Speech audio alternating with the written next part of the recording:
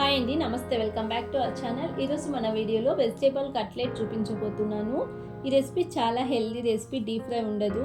School పిల్లలకి స్నాక్స్గా అయినా పెట్టవచ్చు, లేదా డైట్ చేసే వాళ్ళు కూడా టేస్టీగా తినాలి అనుకుంటే ఈ రెసిపీ ట్రై చేయండి.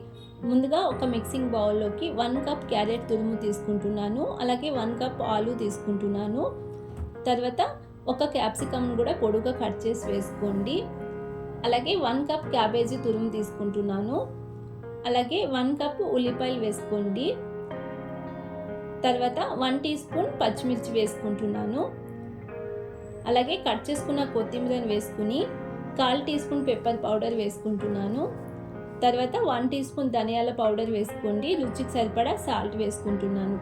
అలాగే 2 స్పూన్ల బియ్యం పిండిని వేసుకుంటున్నాను. తర్వాత 3 టీ స్పూన్ల శనగపిండిని వేసుకోండి.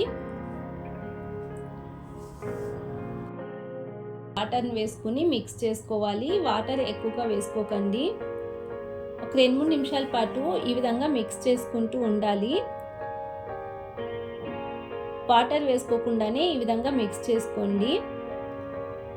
2-3 నిమిషాల తర్వాత ఈ విధంగా వెజిటేబుల్కు బాగా మసాలా పడుతుంది. ఇప్పుడు కొంచెం కొంచెంగా తీసుకొని కట్లెట్లా ప్రిపేర్ చేసుకోండి, లేదా మనకు నచ్చిన షేప్లో చేసుకోవచ్చు. ఇలా ప్రిపేర్ చేసుకుని స్టవ్ పైన ఫ్యాన్ పెట్టుకుని 2 స్పూన్ల ఆయిల్ వేసుకుంటున్నాను. ఇప్పుడు ఈ మిశ్రమాన్ని ఇందులో వేసుకుని లో ఫ్లేమ్లోనే 2-3 నిమిషాల పాటు ఇలా 2 వైపులా తిప్పుతూ ఫ్రై చేసుకోండి. ఇవి మంచి కలర్ వచ్చేంత వరకు ఈ విధంగా ఫ్రై చేసుకుని ఒక ప్లేట్లో తీసుకోండి. అన్నీ ఇదే విధంగా ప్రిపేర్ చేసుకుని ఒక ప్లేట్లో తీసుకుంటే వెజిటేబుల్ కట్లెట్ రెడీ అండి. మీరు ఒకసారి ఈ విధంగా ట్రై చేయండి. చాలా హెల్దీ ఈవినింగ్ స్నాక్స్ రెసిపీ అండి. డైట్ చేసే వాళ్ళకి టేస్టీగా హెల్దీగా తినాలి అనుకుంటే ఇలా ఒకసారి ట్రై చేయండి. చాలా టేస్టీగా తింటారు. అలాగే చిన్నపిల్లలు వెజిటేబుల్ అస్సలు తినరు, అలాంటి వాళ్ళకు కూడా ఇలా చేసిస్తే చాలా ఇష్టంగా తింటారు. రెసిపీ ఎలా కుదిరిందో తప్పకుండా కామెంట్ సెక్షన్లో తెలియజేయండి.